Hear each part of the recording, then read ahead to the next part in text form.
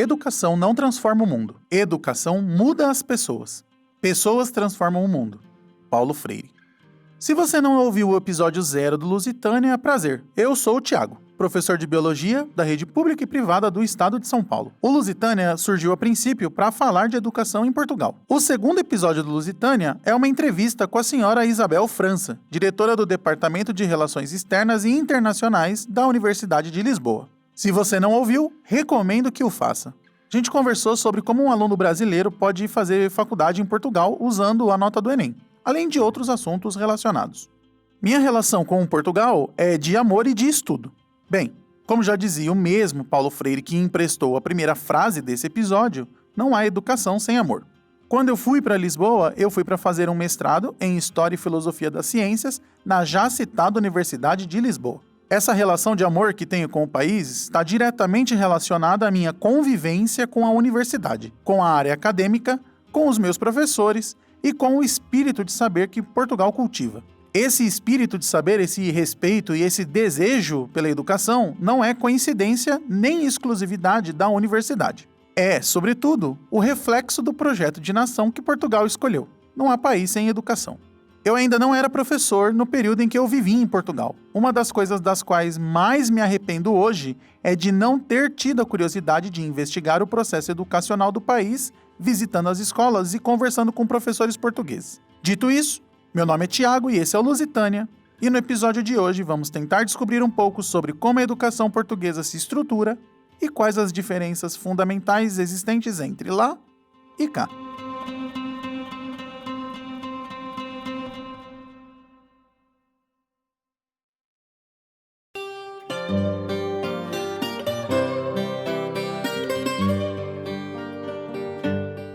E aí, ouvintes do Lusitânia, tudo bem com vocês? Eu queria aproveitar esse período de transição entre a introdução e o desenvolvimento do tema de hoje para dar uma palavrinha rápida com vocês e não, eu não vou pedir dinheiro. O Lusitânia é um projeto feito de coração, por mim e pela minha esposa em nosso tempo livre.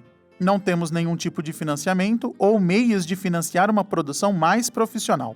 Fazemos esse podcast por amor mesmo e por vontade de dividir histórias e curiosidades sobre Portugal. Nosso desejo é de expandir a produção, de profissionalizar quando for possível. Por isso, mais do que dinheiro, o que a gente precisa agora é crescer nossa comunidade. Se você ouve o Lusitânia regularmente e gosta do que a gente vem oferecendo, indica a gente para um amigo. Podcast é algo que precisa ser ensinado para as pessoas. Dá essa ajudinha para alguém mostrando Lusitânia. Pega o celular da pessoa e mostra como acessar e assinar pelo Spotify ou pelo aplicativo padrão de podcasts do celular. Avisa que é de graça. Hoje, essa é a melhor maneira de nos ajudar. Compartilhando os nossos episódios, indicando a gente para os amigos e avaliando o Lusitânia no iTunes. Se você é uma marca, você também pode patrocinar um episódio ou anunciar aqui com a gente. Atualmente, temos um público modesto, mas bastante fiel. Obrigado por tudo, pessoal. Beijinhos grandes e fiquem com o episódio.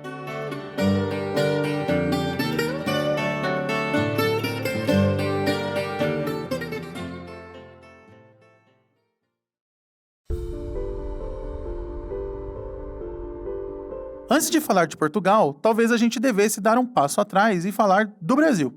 No Brasil, a educação é regulamentada pela Lei de Diretrizes e Bases, a LDB. A versão mais recente da LDB é de 1996 e separa a educação brasileira em dois grandes grupos, educação básica e educação superior.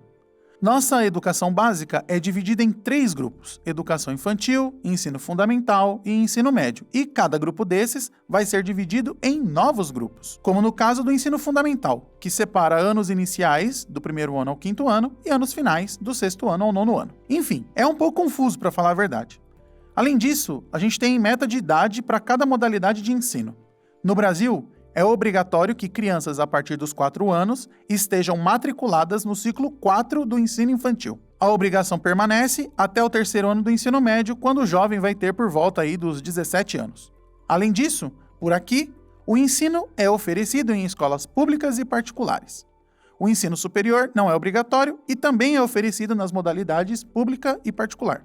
No Brasil, toda a oferta de ensino público deve ser gratuita, e na educação básica, o poder público tem a obrigação de fornecer o número necessário de vagas. Apesar do Brasil dedicar cerca de 6% do seu PIB para a educação, o que dá ali algo em torno de R$1 bilhão, a falta de administração competente, somada ao enorme território nacional e a quantidade de jovens em idade escolar, faz com que o nosso ensino público seja pouco eficiente e com grandes desigualdades. Esses mesmos problemas ainda afastam uma série de jovens do ensino à medida em que vão avançando. Em 2016, por exemplo, a gente quase atingiu a universalização do ensino fundamental, com 99,2% das crianças entre 6 e 14 anos matriculadas. De lá para cá, no entanto, essa porcentagem vem caindo e chega a níveis alarmantes no ensino médio. De acordo com o PNAD de 2018, 52,6% dos brasileiros adultos não concluiu o ensino médio obrigatório. Dado o terrível cenário brasileiro, como que é a educação em Portugal? Bem, por lá, o ensino é dividido em 3 níveis: ensino primário, ensino básico e o ensino secundário. É obrigatório a partir dos 6 anos, e o ano letivo é dividido em 3 períodos, ou seja, 3 trimestres. Além disso, o ano letivo lusitano começa em setembro e termina entre junho e julho, de modo que os alunos podem aproveitar suas férias durante o verão. Como quase todo o serviço público em Portugal, nem tudo é gratuito. Por exemplo, o lanche e o almoço são pagos. O valor, no entanto, pode variar de acordo com a sua renda, indo da isenção completa de pagamento até aproximadamente 40 cêntimos de euro para quem paga mais. 40 cêntimos, pessoal, são 40 centavos de euro. Os livros didáticos, ou os manuais escolares, como são chamados por lá, também são pagos. O governo português determina o valor máximo que pode ser cobrado por cada manual ao longo de cada ano letivo. Você pode consultar a tabela com todos os valores no site da Direção-Geral das Atividades Econômicas, é o www.dgae.gov.pt. Procura por manuais escolares e o ano letivo que te interessa, e o site te oferece um PDF com todos os valores. Mas, para que vocês possam ter uma base, cada livro de 4º ano custa em média 10 euros, enquanto que os livros do secundário podem chegar a quase 40 euros. Eu sei que você deve estar fazendo as contas aí pensando que custa caro estudar em Portugal. Se a gente seguir a lógica brasileira, seriam necessários pelo menos 12 livros de ensino médio. Mas o secundário, o ensino médio deles, funciona diferente do que estamos habituados. Para explicar melhor, talvez devêssemos falar de cada fase do ciclo escolar separadamente. Infantário e pré-escola. O infantário é como os portugueses chamam as creches. As creches também dispõem de berçários. Dessa forma, crianças de 3 meses até 3 anos podem ser admitidas no infantário. Existem infantários públicos, gerenciados por algum tipo de instituição, as chamadas Instituições Particulares de Solidariedade Social, ou IPSS, e os infantários particulares. A diferença entre esses 3 tipos de infantário está basicamente em quanto se paga para manter a criança matriculada. Os infantários públicos são gratuitos. As IPSS costumam adotar um sistema de coparticipação com graduações. Dessa forma, quem tem uma renda menor paga menos e quem tem uma renda maior paga mais. Já os particulares são, obviamente, pagos. Um dos problemas que Portugal enfrenta é a baixa quantidade de vagas disponíveis nos infantários. É possível acompanhar vários relatos de brasileiros que imigraram para o país e não conseguiram vaga para os seus filhos pequenos, o que os impediu de, por exemplo, encontrar emprego. O problema não é exclusivo dos imigrantes. Mesmo pais portugueses encontram dificuldades em arrumar vagas em infantários públicos ou IPSS. E os infantários particulares podem ter mensalidade elevada. Na minha pesquisa, encontrei creches particulares que cobram entre 120 a 300 euros, e a gente está falando aqui de valores que vão de 15% a 43% do salário mínimo de Portugal, que é de 700 euros. A coisa toda é tão dramática em algumas cidades que alguns pais acabam entrando na fila de espera de uma vaga na creche assim que descobrem a gravidez, arcando com todos os custos até que o bebê nasça e atinja ali por volta dos 3 meses, para poder frequentar um infantário. Dito isso, é importante salientar que, apesar da escassez de vagas, essa situação varia muito de cidade para cidade e, por vezes, até mesmo de bairro para bairro. Dos 3 anos até os 6 anos, a criança é admitida na educação pré-escolar. Todo esse período de infantário e pré-escola é facultativo. No entanto, Portugal apresenta universalização do estudo com crianças a partir dos 4 anos, ou seja, mais de 90% das crianças com 4 anos já estão frequentando a escola. Aqui também existem escolas públicas e privadas, com e sem fins lucrativos como os infantários. É a partir da pré-escola que entra em ação uma entidade portuguesa responsável por organizar a estrutura escolar, os agrupamentos de escolas. Elas funcionam mais ou menos como as diretorias de ensino no Brasil, auxiliando na organização dos recursos e na uniformização dos percursos pedagógicos.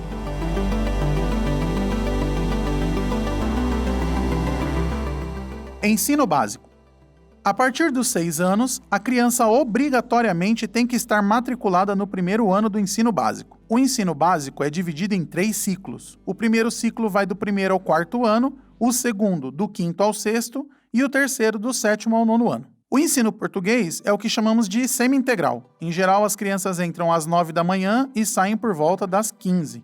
Há, nesse período, um horário de almoço, de lanche, enfim. No ano do meio de cada ciclo do ensino básico, ou seja, no 2º ano, no 5º ano e no 8º, são aplicadas as provas de aferição. Essas provas acontecem normalmente em julho, portanto aí entre os anos letivos, e visam compreender se o ensino de cada ciclo está acontecendo como se deve. Os alunos são testados em múltiplas disciplinas, como português e matemática, mas também ciências, inglês, artes e educação física. A ideia é que os resultados permitam às escolas entenderem que pontos do ensino precisam ser reforçadas e tenham tempo de realizar trabalhos nesse sentido.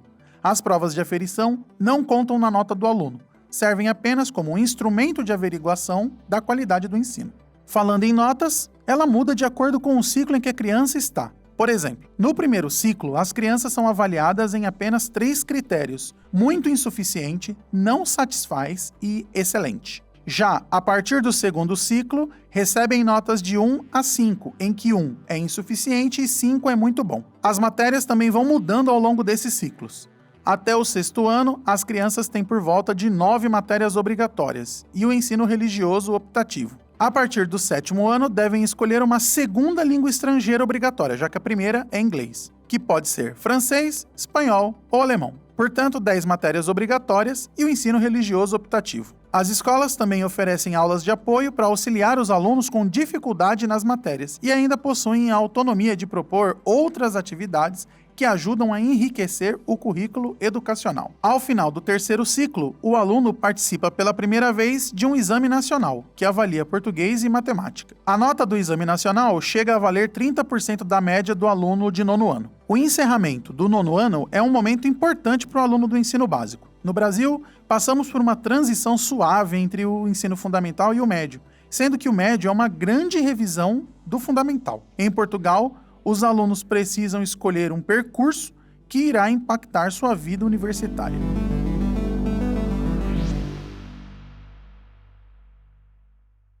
Ensino secundário. Assim que chega ao ensino secundário, o aluno precisa escolher que tipo de percurso deseja trilhar. Atualmente existem 6 percursos possíveis que podem ser escolhidos pelos alunos. São eles: os cursos científico-humanísticos, cursos com planos próprios, cursos artísticos especializados, cursos profissionais, o ensino secundário na modalidade de ensino recorrente e cursos vocacionais. Todos eles levam 3 anos e culminam no diploma de ensino secundário necessário para ingressar na faculdade. O mais comum é que, nesse ponto, os alunos optem pelo curso científico-humanístico, que se divide em 4 áreas: ciências e tecnologias, artes visuais, ciências socioeconômicas e línguas e humanidades. Cada área dessa tem matérias obrigatórias comuns, como português, filosofia, língua estrangeira e educação física, e também matérias específicas de cada área.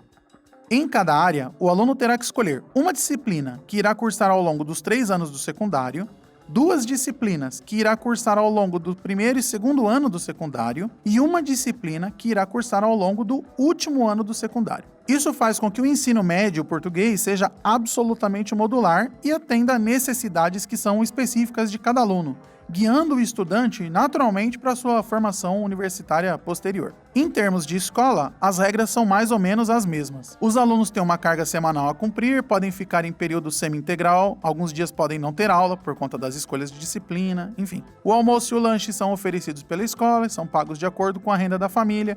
O ano letivo começa em 1º de setembro e termina em 31 de agosto do ano seguinte. Os alunos que seguem o percurso científico-humanístico realizam 4 exames nacionais ao longo do secundário. No 11º ano, ou seja, no 2º ano de secundário, realizam um exame nacional para cada uma das 2 disciplinas específicas de duração de 2 anos que escolheram ao chegar no secundário. No 12º ano, o último ano do secundário, fazem outros 2 exames. Um para a disciplina específica que optaram por ter ao longo de 3 anos e um de português. As notas dos exames nacionais compõem 30% da média do aluno. Os outros 70% são adquiridos pelas provas que realizam através da própria escola ao longo dos 3 anos do secundário. A média do secundário é muito importante, já que depois ela é usada para auxiliar na entrada do aluno no ensino superior. Se você é brasileiro sem nacionalidade europeia e quer saber mais sobre como estudar em Portugal usando a nota do Enem, ouça o nosso 2º episódio. Se você é português ou tem nacionalidade europeia, a gente vai falar um pouco sobre a entrada na universidade.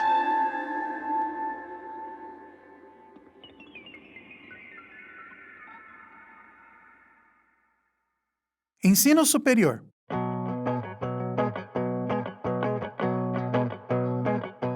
Para entrar na universidade, é preciso que o candidato faça as provas de ingresso. Cada curso exige provas diferentes que variam de acordo com os pré-requisitos do curso que se está tentando. Por exemplo, se você pretende cursar filosofia, você não precisa fazer provas de biologia. Cada universidade tem autonomia para decidir o peso das provas de ingresso e a média de ensino médio. Usualmente o peso é de 50% para cada uma. Há aqui uma série de etapas que são complexas de se explicar e fogem um pouco do propósito desse episódio, mas basicamente você pode fazer a primeira etapa dos exames nacionais e, se a sua nota foi ruim, você pode fazer a segunda etapa. A nota da primeira etapa pode ser usada para a primeira ou segunda fase de ingresso na universidade, mas a nota da segunda etapa do exame nacional só pode ser usada na segunda fase de ingresso na universidade. Você pode refazer os exames nacionais anualmente, mas só pode fazer a segunda fase do exame nacional se fizer a primeira. A nota do exame nacional é válida por 3 anos, de modo que você pode não conseguir entrar em um ano, mas tentar nova candidatura no ano seguinte, com a mesma nota. O melhor conselho que eu posso te dar é: consulte o site do DGES, que é o equivalente ao Ministério da Educação português. Também não vou falar muito mais sobre o ensino superior, já que o nosso 2º episódio fala bastante sobre isso, mas qualquer dúvida você pode entrar em contato com a gente pelo formulário no site ou pelo nosso e-mail contato@lusitaniapod.com.br. Mas, basicamente, os cursos de ensino superior são chamados de licenciaturas, que são a mesma coisa que o bacharelado no Brasil, mas diferente das licenciaturas no Brasil. Os cursos podem ter mestrado integrado, de forma que a pessoa cursa por 3 anos a licenciatura e mais 2 anos de mestrado e, ao final, sai com ambos os diplomas. Mais uma vez, as instituições públicas portuguesas não são gratuitas, mas cobram um valor bastante baixo, especialmente quando comparadas às instituições brasileiras que são pagas. Além disso, esses custos podem variar de acordo com o curso que se quer, mas não como variam no Brasil. Por exemplo, uma universidade de medicina particular no Brasil com frequência custa R$ 9.000 por mês. As públicas para o mesmo curso custam 0, mas são muito difíceis de entrar. Em Portugal, o curso de medicina no Porto custa, em 2020, 871 euros por ano. Se você for um brasileiro que decidiu fazer medicina no Porto, você paga 1.500 euros anuais. Outros cursos podem ser mais baratos e outros mais caros, mas o valor não costuma variar muito. E outra coisa, se você quer fazer medicina em Portugal, você não pode entrar com a nota do Enem. Você tem que entrar fazendo os exames de ingresso como se fosse um português. Precisa de estatuto de igualdade ou de nacionalidade, enfim, é um pouco mais complexo. De novo, ouçam o episódio número 2 que tem todos esses detalhes. Ok, mas o ensino português, ele é bom? Então, é difícil de comparar Portugal com o Brasil por causa das profundas diferenças filosóficas na forma de organizar o estudo. É possível, no entanto, usar o PISA como critério de comparação. O PISA é uma prova que se aplica em vários países, para produzir um ranking da qualidade de ensino dentro desses países. Nos resultados mais recentes, Portugal está entre as 20 nações melhores colocadas. Entre os países europeus, Portugal é o 9º colocado. Estamos falando do 2º país do mundo em número de alunos no ensino básico. É um dos países europeus que mais cresce nos resultados do PISA e, especialistas concordam, o sucesso português está relacionado ao nível de alfabetização e ensino dos adultos. Quem diria que o segredo do sucesso para se ter crianças bem educadas seria produzir pais bem educados? É triste pensar que, por aqui, tenhamos o hábito de fazer piada com a inteligência portuguesa, ao mesmo tempo em que estamos mais de 50 posições abaixo de Portugal no ranking do PISA. Talvez devêssemos parar de rir e, quem sabe, aprender algo com os nossos irmãos lusófonos.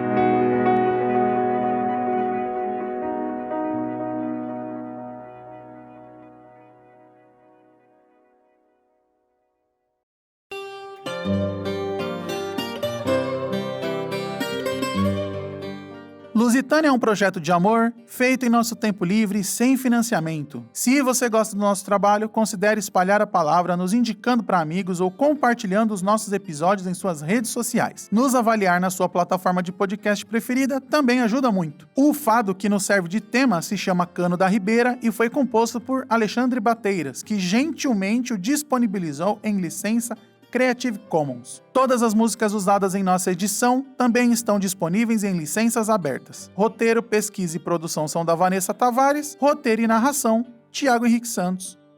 Até o próximo episódio.